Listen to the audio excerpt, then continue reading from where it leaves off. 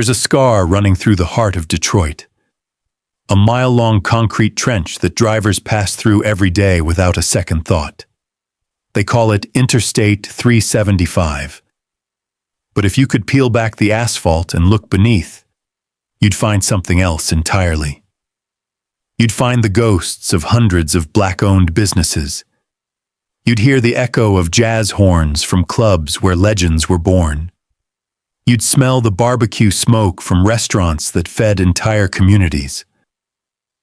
You'd see the faces of thousands of families whose lives were erased in the name of progress. This is the story of Paradise Valley, a neighborhood so alive with music, commerce, and culture that people came from across the country just to walk its streets. And this is the story of how it all disappeared in less than a decade, buried beneath a highway that was never really about traffic at all. It was about something much darker, something that would haunt Detroit for generations to come, the promise of paradise. To understand what was lost, we first need to see what Paradise Valley was. Picture Detroit in the 1920s and 30s. The city is booming. Henry Ford's assembly lines are churning out automobiles by the thousands. Jobs are plentiful, and people are flooding in from the south, hoping to trade the cotton fields for factory floors. Among them are tens of thousands of Black Americans, part of what historians would later call the Great Migration.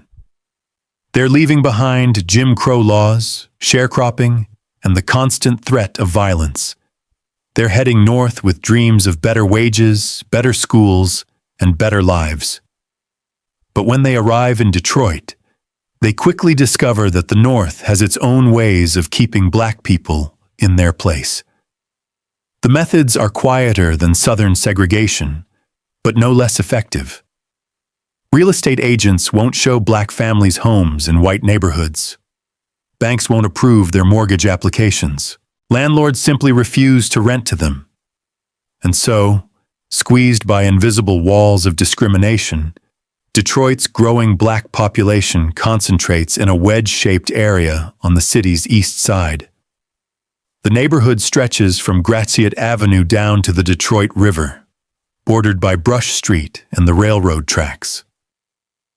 White residents call it Black Bottom, a name that carries the weight of dismissal and disdain.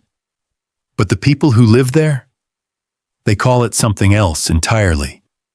They call it Paradise Valley, and for good reason. By the 1930s, Paradise Valley has transformed from a collection of boarding houses and makeshift shops into one of the most vibrant Black business districts in America. St. Antoine Street becomes the neighborhood's main artery, pulsing with life from morning until long past midnight. Every block tells a story of ambition and achievement. There are hotels with polished lobbies and doormen in crisp uniforms. There are restaurants serving everything from down-home Southern cooking to sophisticated Northern cuisine. There are barbershops where men gather to debate politics and sports. There are beauty salons where women share gossip and dreams. There are clothing stores with the latest fashions in the windows, pharmacies run by Black pharmacists, dentist offices, doctor's offices, funeral homes, photography studios, pool halls, bowling alleys, and more. Hundreds of Black-owned businesses line these streets, not franchises or chain stores, but enterprises built from nothing by people who'd been told they couldn't succeed. Each storefront represents someone's life savings, someone's vision, someone's refusal to accept the limitations society tried to impose. Walk down Hastings Street on a Saturday afternoon in 1938, and your senses come alive. The smell of fried chicken drifts from Mrs. Wilson's restaurant, mixing with the sweet aroma of fresh bread from the bakery next door. Music spills out of shop doorways, radios playing the latest jazz recordings from New York and Chicago. Children dart between adults' legs, clutching pennies for candy at the corner store. Women in their Sunday best parade along the sidewalks, their heels clicking against the concrete. Men in sharp suits lean against lampposts, laughing and calling out to friends across the street. Neon signs flicker to life as evening approaches, promising entertainment, good food, and a place to belong. But Paradise Valley isn't just about commerce. It's about culture, about creating a world where Black excellence can flourish without apology. And nowhere is that more evident than in the music. The clubs along Hastings Street and Saint Antoine become legendary. The Flame Show Bar, Club 366, Club Zombie, The Frolic, the Harlem Cave. These aren't just nightclubs. They're proving grounds for some of the greatest musical talents America will ever produce. Artists like Ella Fitzgerald perform throughout the city. Voices so pure, they silence even the rowdiest crowds. Duke Ellington's orchestra fills the air with sophisticated swing that makes people forget their troubles. Count Basie brings his Kansas City sound to Detroit, and the dance floor stays packed until dawn. Billie Holiday sings with such raw emotion that grown men wipe their eyes. Louis Armstrong's trumpet reaches notes that seem impossible, and the crowd erupts in applause. These aren't special events. This is just Thursday night in Paradise Valley. Local musicians get their education here too, sitting in with touring acts, learning from the masters. A young man named John Lee Hooker plays his guitar in the corner of a club, developing the boogie blues style that will make him famous. Berry Gordy Jr., still a teenager, watches these shows with hungry eyes, already dreaming of the record label he'll one day build just a few miles away. Motown doesn't exist yet, but its seeds are being planted right here, in the soil of Paradise Valley's music scene. The theaters add another dimension to the neighborhood's cultural wealth. The Warfield Theater on Hastings Street shows the latest films and hosts live performances. Other theaters bring in vaudeville acts. People dress up to go to the movies here. It's an event, a chance to see and be seen, to participate in something glamorous and sophisticated. And unlike the downtown theaters where Black patrons are forced to sit in segregated balconies, here they can sit anywhere they want. They can walk through the front door with their heads held high. The hotels along the Strip serve a crucial purpose beyond simple accommodation. When Black entertainers tour the country, they can't just check into any hotel they choose. Most establishments refuse them service, even stars whose records sell millions of copies. So when they come to Detroit to perform, they stay in Paradise Valley. The Norwood Hotel, the Hotel Garfield, the Biltmore. These become home away from home for traveling musicians, athletes, and performers. The lobbies buzz with conversation as celebrities mix with locals, sharing stories over late-night coffee. Young people peer through the windows, hoping to catch a glimpse of their heroes. Sometimes those heroes come outside and talk to them, sign autographs, offer encouragement. This is what Paradise Valley means. It's a place where Black people aren't just surviving. They're thriving.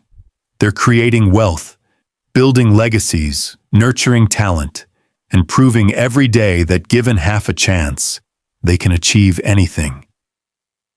But Paradise Valley is more than businesses and entertainment. It's home. Thousands of families live in the apartments above the stores, in the row houses along the side streets, in the larger homes near the edge of the neighborhood. Children grow up knowing their neighbors, playing in the streets, running errands for the elderly folks on their block. Teachers from the neighborhood schools shop at the same stores as their students' parents, creating a web of connection and accountability. Church bells ring on Sunday mornings, calling people to worship at dozens of churches scattered throughout the area. After services, families gather for dinners that last all afternoon, the smell of collard greens and cornbread filling the air. On summer evenings, people sit on their stoops, fanning themselves against the heat, watching the neighborhood go by. They know everyone who walks past. They know who just got hired at the Ford plant, who's saving up to open a business, whose daughter got accepted to college, whose son came back from the war. This knowledge creates safety, creates community, creates a sense that you belong to something larger than yourself. The old folks tell stories about the South they left behind, about sharecropping and segregation, about why they made the journey north. The young people listen with one ear while they dream about the future they're going to build right here in Detroit. And for a few golden decades, it seems possible. It seems like Paradise Valley will go on forever, growing stronger with each passing year. But even as the neighborhood reaches its peak in the late 1940s and early 50s, forces are already gathering that will bring it all crashing down. The seeds of destruction. The weapon that will ultimately destroy Paradise Valley doesn't look like a weapon at all. It looks like progress. It comes wrapped in the language of urban renewal, modernization, and improvement. But the people who live in Black Bottom and Paradise Valley know what's really happening. They've seen this story before, just not on this scale. After World War II, America's cities face a challenge. Millions of soldiers have returned home, ready to start families and build lives. The automobile industry is booming, and people want to live in new suburban homes with yards and garages, not crowded urban apartments. White families begin leaving city centers for the suburbs, taking their tax dollars with them. Meanwhile, the cities themselves are aging. Buildings constructed in the 1800s and early 1900s are showing their wear. Infrastructure needs updating. Traffic is increasing as car ownership explodes.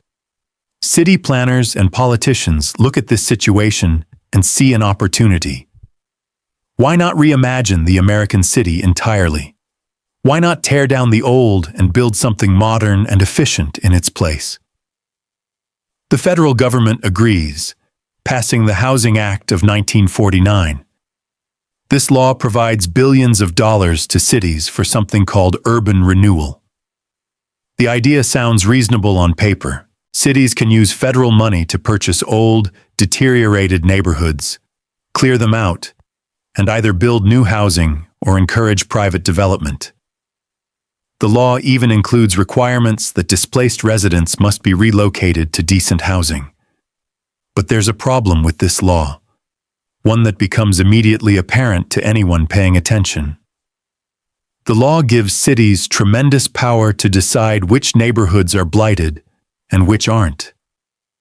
And across America, from coast to coast, cities make the same choice over and over again. They target Black neighborhoods.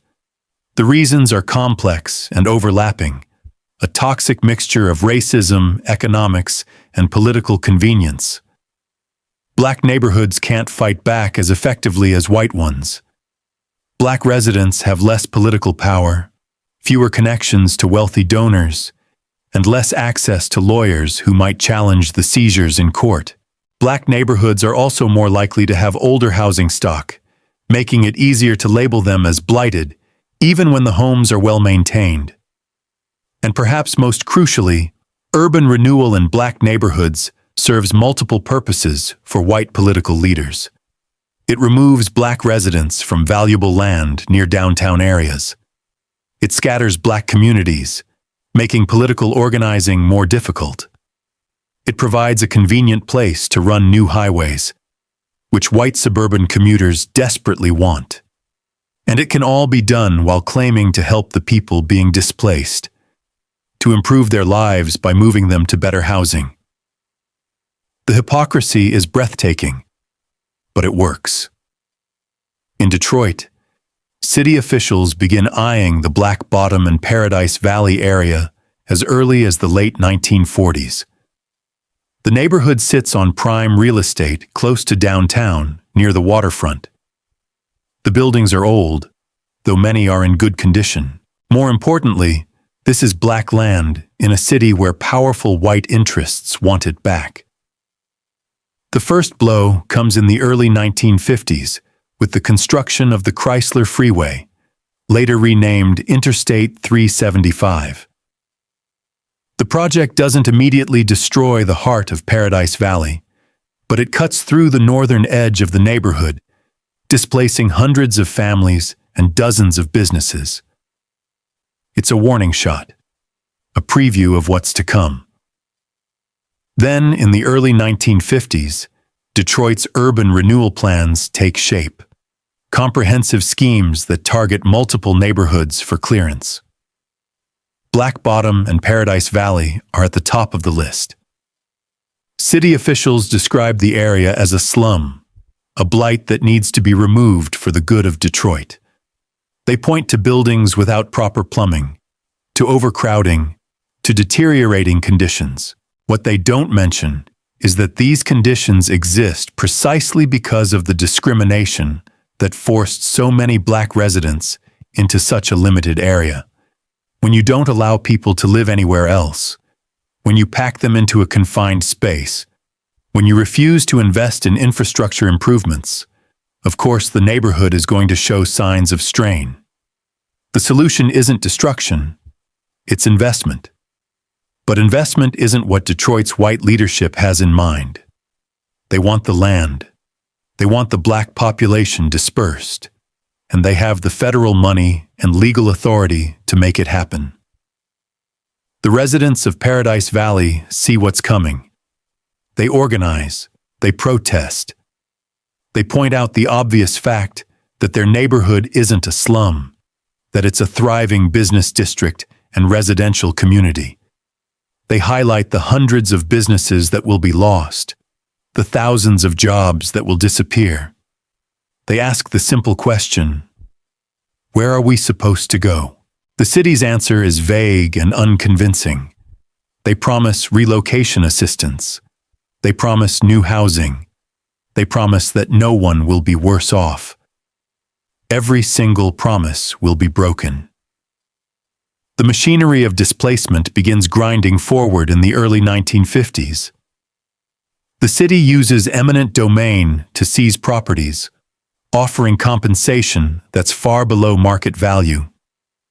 Business owners who spent decades building their enterprises are told their life's work will be demolished. Homeowners who saved for years to buy property are informed their houses will be torn down. The legal challenges mount, but they're futile. The courts consistently side with the city, ruling that urban renewal serves a public purpose and therefore justifies the seizures.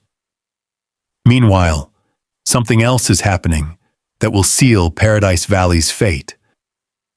The federal government is planning a massive expansion of the interstate highway system.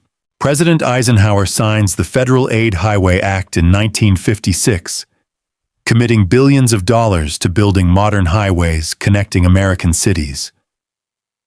Detroit, as the Motor City, is a natural priority for this investment. But where should the highways go? This is where the politics of urban renewal and highway construction intersect in the most devastating way. Across the country, highway planners make a cold calculation. Running highways through white middle-class neighborhoods will provoke fierce political resistance. Those residents have the power to stop projects, or at least delay them for years. But running highways through black neighborhoods? That's easy. Those communities lack political power. They can't afford expensive lawyers. Their protests can be ignored. And conveniently, many of these neighborhoods have already been labeled as blighted through urban renewal programs, making it even easier to justify their destruction. In Detroit, planners draw a line on a map. The line runs right through the heart of Paradise Valley. They call it the Edsel Ford Freeway. though eventually it will be renamed Interstate 375. The official justification is simple. The highway will ease traffic congestion, connecting downtown Detroit to the growing suburbs. It will bring economic development. It will modernize the city's infrastructure. No one in power says the quiet part out loud, that this highway will accomplish what decades of discrimination couldn't quite finish. It will completely erase Detroit's most successful black business district. It will scatter a community that had become too prosperous, too organized, too powerful. It will reclaim valuable land for future development, and it will create a physical barrier separating downtown from the black neighborhoods to the east, making sure those communities stay isolated. The residents of Paradise Valley understand exactly what's happening. They call it Negro removal, a bitter twist on the term urban renewal. But understanding doesn't give them the power to stop it. The federal money has been allocated. The politicians have made their decision. The bulldozers are coming, and nothing, not protest, not lawsuits, not appeals to basic fairness, will turn them back. The demolition begins. The actual destruction of Paradise Valley doesn't happen all at once. It's a slow death, stretching across the late 1950s and into the 1960s. But every stage brings fresh pain, fresh loss, fresh trauma to the people who call this place home. The first businesses received their notices in the mid-1950s. Owners are given a deadline to vacate, usually just a few months. Some try to relocate, searching desperately for available commercial space in other parts of the city. But most of Detroit remains effectively segregated. White landlords won't rent to black business owners. The few areas where they can operate are already saturated with shops and services. Many businesses that served specific needs within Paradise Valley, a jazz club, a theater catering to black audiences, a hotel that welcomed black guests, these have no equivalent market anywhere else in Detroit. They can't simply move down the street and start over. Their entire purpose was tied to this specific community. When the community disappears, so do they. The human cost is staggering. A man who spent 30 years building a furniture store, who knew every customer by name, who extended credit to families when times were hard, watches as the building is marked for demolition.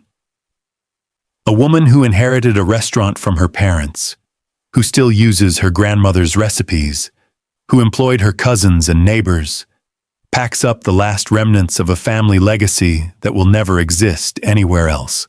A couple who saved for decades to buy their own barbershop, who became pillars of the community, who gave young men their first jobs sweeping floors, locks the door for the final time knowing there's nowhere else to go.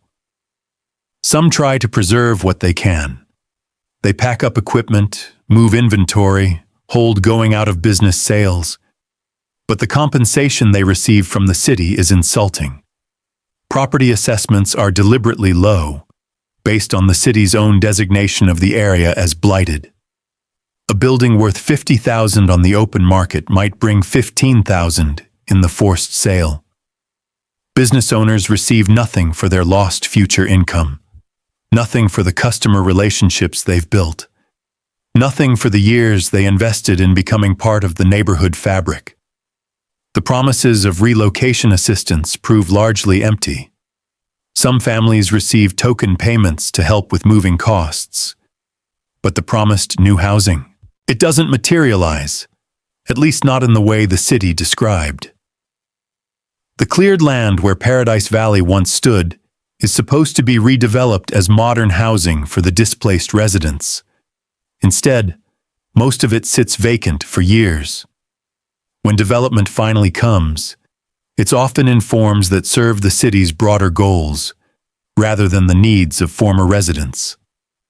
Public housing projects rise in some areas, but they're poorly designed and quickly become troubled. A medical center complex takes over other parcels. Commercial development aimed at white consumers fills in around the edges. The highway itself consumes a massive swath right through the center. And thousands of former Paradise Valley residents? They're scattered across Detroit's east side, crowding into neighborhoods that weren't designed to absorb them, competing for housing in a market that's still deeply segregated, watching their community bonds dissolve. The cultural institutions fall one by one. The Flame Show Bar, where Dinah Washington and T-Bone Walker once performed, where Detroit's black elite gathered in their finest clothes, closes its doors in the late 1950s. The building is demolished soon after. The Warfield Theater, which showed films and hosted live performances for decades, shuts down in the early 1960s. Gone. The Biltmore Hotel, the Norwood Hotel, the Hotel Garfield, where out-of-town performers stayed when they came to Detroit, all condemned and destroyed. The clubs along Hastings Street, venues with names like Club 366 and Club Zombie, places where bebop was born and blues legends cut their teeth, reduced to rubble. Each loss reverberates through the community. These weren't just businesses. They were gathering places, cultural anchors, sources of pride. When young people in Paradise Valley saw successful black business owners, professional musicians, thriving entrepreneurs, they saw possibility. They saw proof that they could achieve their dreams despite the barriers society placed in their path. Now that proof is being systematically erased. The message is clear. Black success is temporary. Black prosperity is fragile. No matter how hard you work, no matter what you build, it can all be taken away when powerful people decide they want what you have. The residential displacement creates its own trauma. Families that have lived on the same block for generations are forced out. The elderly couple who has owned their home since the 1920s, who raised their children here, who buried their spouses and planned to die here, must leave.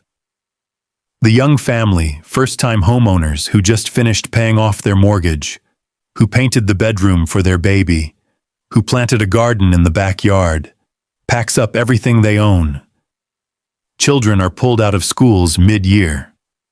Church congregations are scattered, their beautiful buildings marked for demolition. Neighbors who looked out for each other, who shared food during hard times, who celebrated weddings and mourned deaths together, are separated, often never to reconnect. The city's relocation process is chaotic and inadequate. Families are given lists of available housing, but the lists are often outdated or misleading. The promised assistance with moving costs rarely materializes. People who have lived in the same home for decades suddenly find themselves scrambling to locate an apartment, any apartment, that will accept them.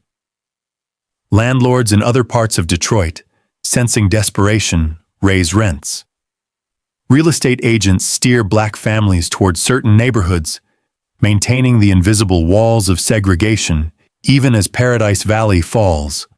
Many families end up in worse conditions than they left. They trade a well-maintained home in a stable neighborhood for a deteriorating apartment in an overcrowded area.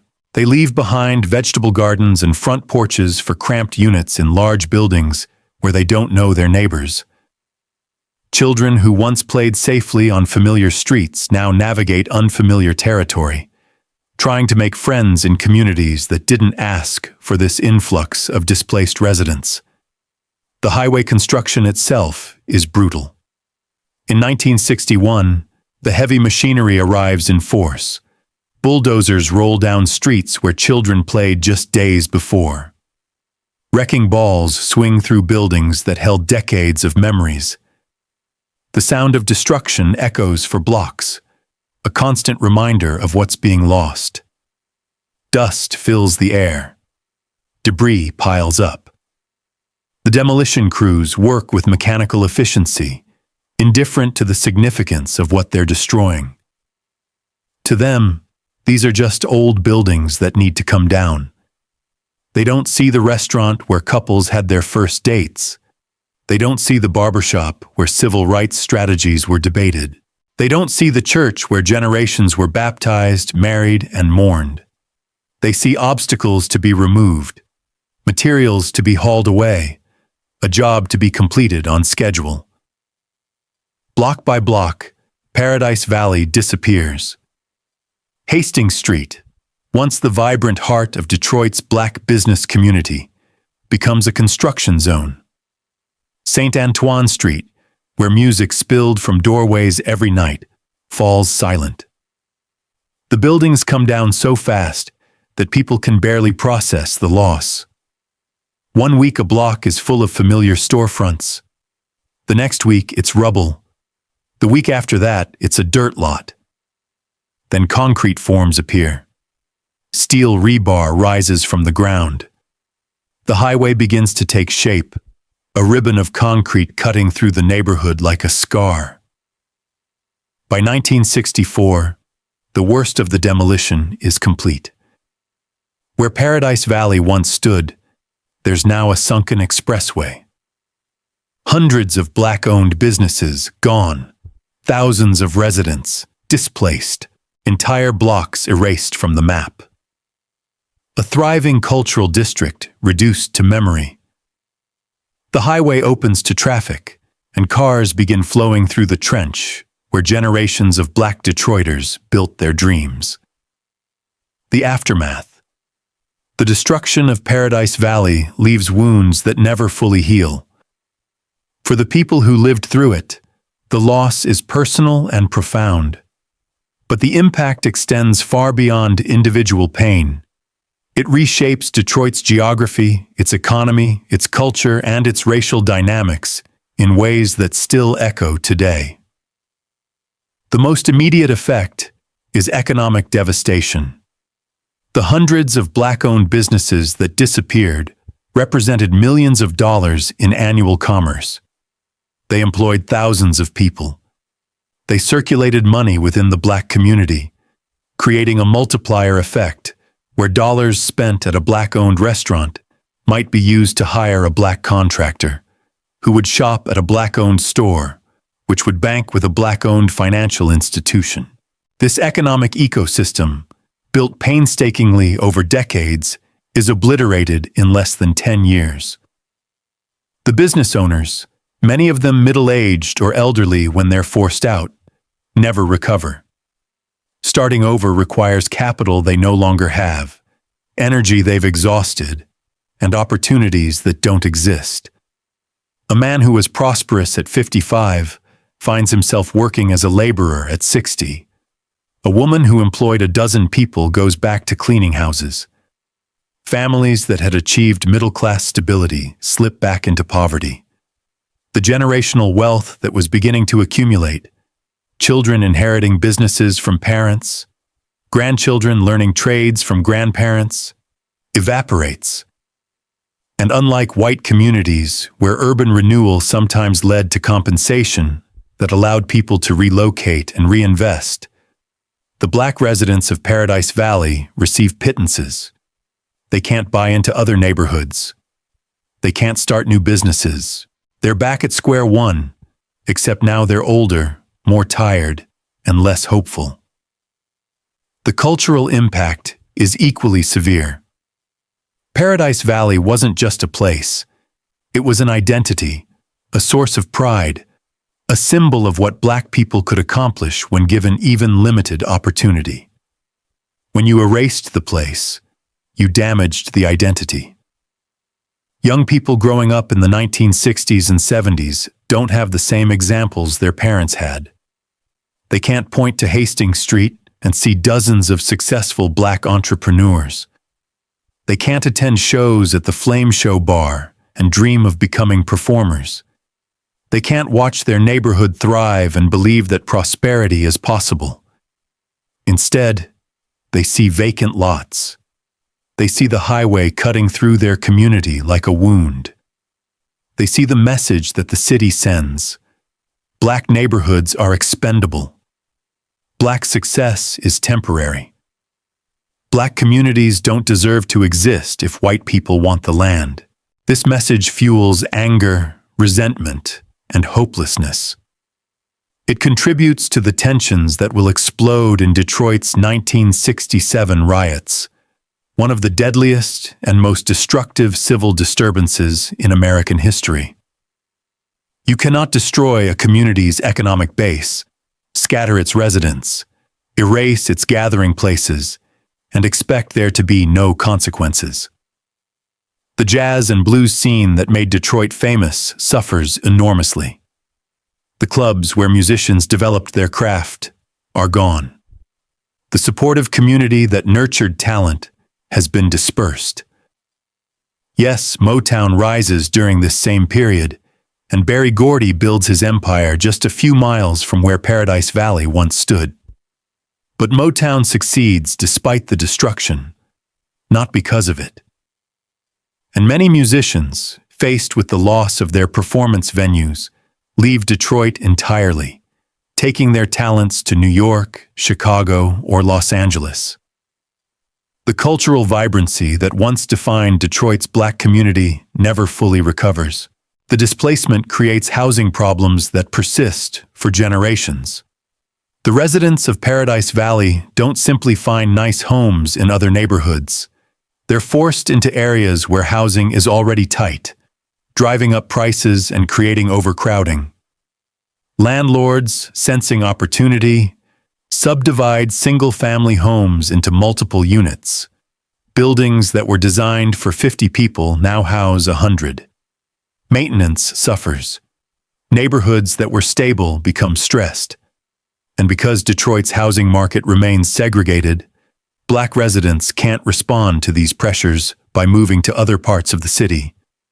They're trapped in an ever-shrinking geography, competing for inadequate housing, paying inflated rents to landlords who have no incentive to maintain their properties.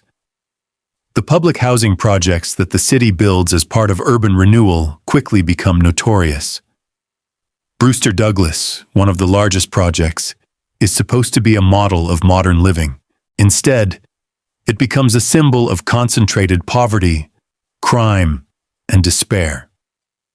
The projects are poorly managed, under-maintained, and isolated from the broader community.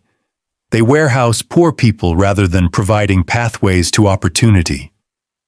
Many of the families forced out of Paradise Valley end up in these projects, trading home ownership and community for institutional housing and bureaucratic indifference.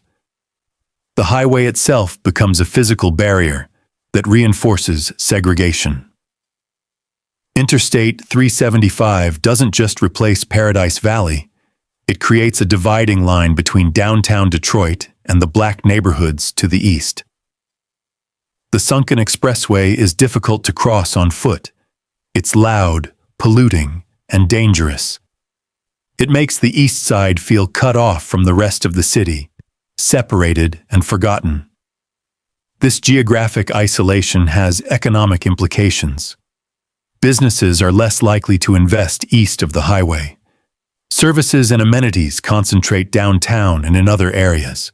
The message is clear. If you live east of 375, you're on your own. For decades after Paradise Valley's destruction, people try to rebuild something similar. Black business districts emerge in other parts of Detroit, along Dexter Avenue on the northwest side, in various neighborhood commercial strips. But none achieved the scale or significance of Paradise Valley. The conditions that allowed Paradise Valley to flourish, a concentrated Black population with limited options for where to shop and socialize, are changing. As legal segregation ends, some opportunities open in other parts of the city. The Black middle class begins to leave Detroit entirely, following jobs to the suburbs. The economic base that would support a thriving business district fragments. And crucially, people remember what happened to Paradise Valley. They saw how easily it could all be taken away. That knowledge makes them hesitant to invest too heavily in place, to build too visibly, to succeed too conspicuously. There's a trauma in the community memory, a recognition that what you build can be destroyed, that your success might make you a target rather than secure your future. This trauma, passed down through generations, affects how Black Detroiters relate to their neighborhoods, their businesses, and their city. The destruction of Paradise Valley also has profound effects on Detroit's white population, though many don't recognize it. The highway that replaced Paradise Valley was supposed to ease traffic congestion and connect downtown to the suburbs. But highways, as cities across America have learned, don't solve traffic problems. They enable sprawl. They make it easier for people to live far from their workplaces. They encourage auto-dependency rather than walkable communities. Interstate 375 allows white Detroiters to flee to the suburbs while maintaining jobs downtown. This accelerates white flight, hollowing out the city's tax base.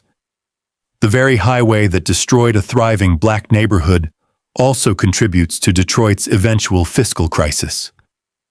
Downtown Detroit, rather than being revitalized by easy highway access, declines as suburban malls and shopping centers draw commerce away from the city center. The cleared land where Paradise Valley once stood, which was supposed to attract new investment, mostly sits vacant or underutilized for years. The medical center that eventually rises there provides some jobs, but nothing like the economic activity that Paradise Valley generated. The city loses not just a Black business district, but a functioning urban neighborhood with all the vitality that implies. What could Detroit have looked like if Paradise Valley had been allowed to exist? If instead of demolition, the city had invested in infrastructure improvements, had helped businesses modernize, had built on the neighborhood's strengths rather than destroying them? We'll never know. But we can see what was lost. We lost hundreds of businesses, each one a story of perseverance and achievement. We lost gathering places where cultures mixed and art forms evolved. We lost a model of Black economic self-sufficiency that could have inspired similar developments in other cities. We lost the accumulated wisdom of entrepreneurs who had learned how to succeed despite overwhelming obstacles. We lost the social capital of a tight-knit community where people looked out for each other. We lost the physical infrastructure of buildings that could have been preserved and adapted for new uses. We lost the possibility of a future where Detroit's Black community had an economic anchor, a source of jobs and pride and stability that could have withstood the crises that followed. All of this was sacrificed for a highway that most traffic engineers now agree was never necessary, that created more problems than it solved, that stands as a monument to racial injustice disguised as urban planning. The long silence and the reckoning. For decades, Detroit tried to forget Paradise Valley. The city's official histories barely mentioned it. When they did, they used the language of progress and modernization, describing urban renewal as necessary and inevitable. The people who remembered Paradise Valley, who had lived there or whose parents and grandparents had told them stories, they remembered. But their voices were marginalized, their pain dismissed as nostalgia for a past that was better off forgotten. But some things refused to stay buried. Beginning in the 1990s and accelerating in the 21st century, historians, community activists, and ordinary Detroiters began reclaiming the story of Paradise Valley. They conducted oral history projects, interviewing the dwindling number of people who remembered the neighborhood firsthand. They dug through archives, finding photographs, business directories, and newspaper accounts that documented what existed before the bulldozers came. They created museums exhibits, published books, produced documentaries. They refused to let Paradise Valley be erased from memory the way it had been erased from the landscape. This work revealed not just what was lost, but how it was lost. The full extent of the injustice became clear. The way urban renewal targeted black neighborhoods across the country. The deliberate routing of highways through communities that lacked political power. The broken promises about relocation and compensation. The destruction of generational wealth. The trauma inflicted on entire communities. And as this history came to light, people began asking difficult questions. What responsibility does Detroit have for what it did? What would justice look like for the descendants of Paradise Valley? Can anything be done to address this historic wrong? These questions gained urgency as urban planners and transportation experts began rethinking highways generally. Across America, cities started acknowledging that the urban highway construction of the 1950s and 60s had been a mistake. The promised benefits never materialized. The damage to urban fabric was severe, and in many cases, highways had been deliberately used as tools of racial segregation and displacement. Detroit joined this national conversation. In 2021, the city commissioned a study examining the feasibility of removing Interstate 375 or converting it from a sunken expressway into a surface boulevard. The study confirmed what many had long argued. The highway carries relatively little traffic compared to other Detroit freeways. Most of its use is local, not regional. Its removal would not create significant traffic problems. And the land it currently occupies, acres of valuable land in the heart of the city, could be redeveloped in ways that actually serve the community. The idea gained momentum. Removing 375 wouldn't bring back Paradise Valley. Nothing can do that. The buildings are gone. The businesses are gone. Most of the people who lived there have passed away. But removing the physical scar, the concrete barrier that has separated communities for 60 years, would be a start. It would acknowledge that a wrong was done. It would create space for something new to grow. It would allow for healing, or at least the beginning of healing. The proposal faces obstacles. Highway removal is expensive. It requires coordination between city, state, and federal governments. It challenges decades of assumptions about how cities should function. And some people, particularly suburban commuters who use the highway, resist any change. But the conversation itself represents progress. For the first time, Detroit is seriously confronting what it did to Paradise Valley. Official voices are using words like injustice and harm. The city is acknowledging that urban renewal was a euphemism for destruction, that highways were tools of segregation, that black communities paid a terrible price for white people's vision of urban progress. And beyond the specific question of the highway, Detroit is grappling with larger issues of equity and repair. How does a city address historic injustices? How can it create opportunities for the descendants of displaced communities? What would it mean to truly reckon with the legacy of Paradise Valley? There are no easy answers. You cannot undo the past. You cannot restore what was destroyed. You cannot compensate people for losses that go far beyond money.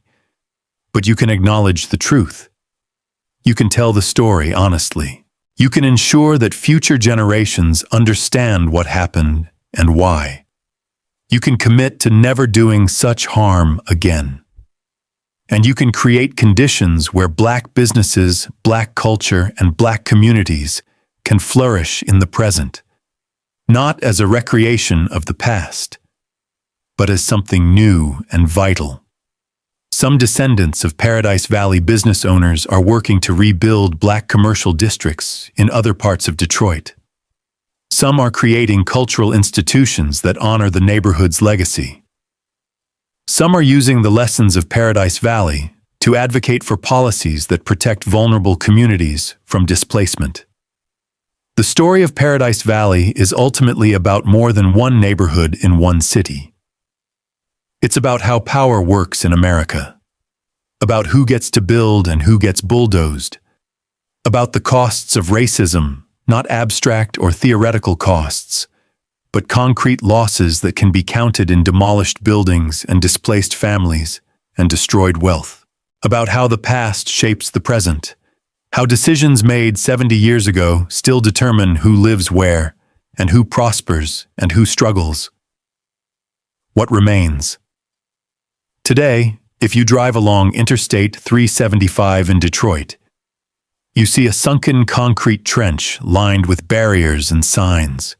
You see office buildings and medical facilities rising on either side. You see vacant lots and parking garages and the generic architecture of urban renewal. You don't see Paradise Valley. You can't see the ghosts of hundreds of businesses. You can't hear the music that once filled the air.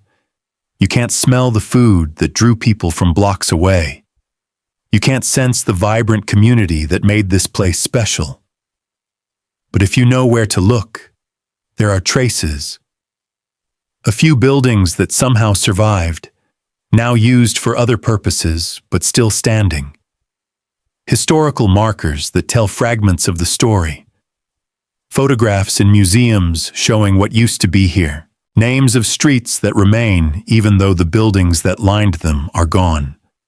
And most importantly, there are people. Elderly men and women who remember Paradise Valley, who can close their eyes and walk its streets in their minds. Their children, who heard the stories growing up and carry those memories forward. Their grandchildren, who are determined to reclaim this history and ensure it isn't forgotten. These people are the true monuments to Paradise Valley. They keep the memory alive through their stories. They pass down the knowledge of what existed and how it was destroyed. They fight to make sure nothing like this ever happens again. They work to build new versions of what was lost. Not replicas, but new expressions of Black economic power and cultural vitality. The story of Paradise Valley is a tragedy. But it's not only a tragedy. It's also a story of resilience, of a community that built something extraordinary despite overwhelming obstacles. It's a story of creativity and entrepreneurship, of people who saw possibility where others saw limitation. It's a story of culture and art, of music that still echoes through history even though the clubs where it was born are gone. And it's a story that continues. Every time someone tells the history of Paradise Valley, they resist erasure. Every time Detroit acknowledges what it did and commits to doing better, that's progress.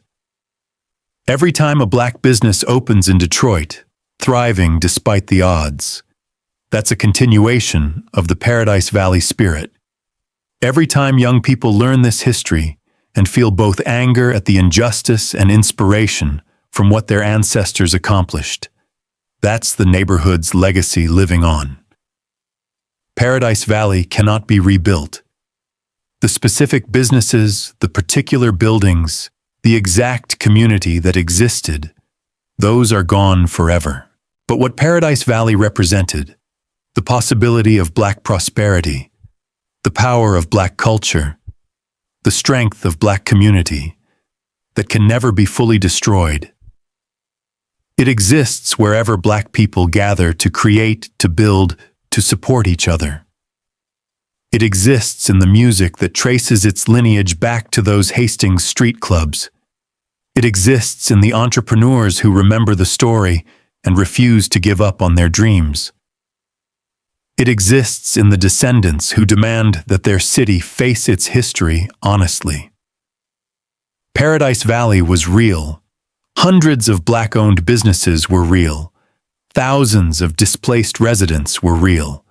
The harm done to them was real, and the injustice of it still reverberates through Detroit and through America.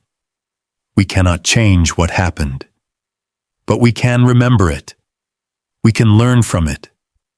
We can ensure that when we talk about progress and development and urban planning, we ask who benefits and who pays the price. We can commit to building cities that work for everyone, not just the powerful.